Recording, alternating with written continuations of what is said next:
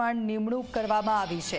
તો આપ જુઓ જે જાહેરાત કરવામાં આવી હતી કે નવી 9 મહાનગરપાલિકાઓ છે કે જે મળશે અને હવે નવી 9 મહાનગરપાલિકાના મ્યુનિસિપલ કમિશનરની પણ નિમણૂક કરવામાં આવી છે।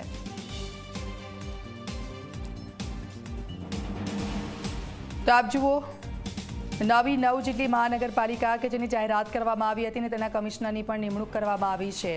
હિતલ પારેખ અમારી સાથે ફોન પર જોડાઈ ગયા છે। હિતલ, 9 મહાનગરપાલિકાના કમિશનરની પણ નિમણૂક કરી દેવામાં આવી છે, શું વિગતો હાલ?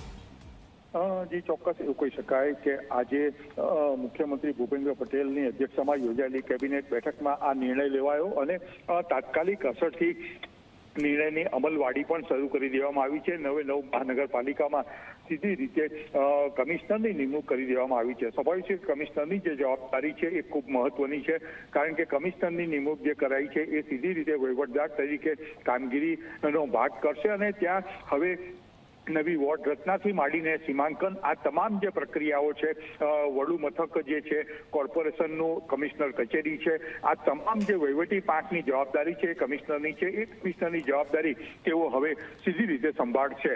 જી બિલકુલ, આભાર હિતલ સમગ્ર વિગત બદલ।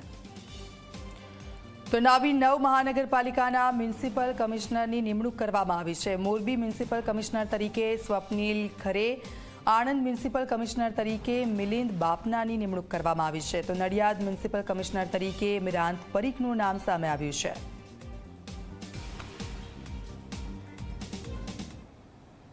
તો આ સાથે બુલેટિનમાં હાલ બસ આટલું।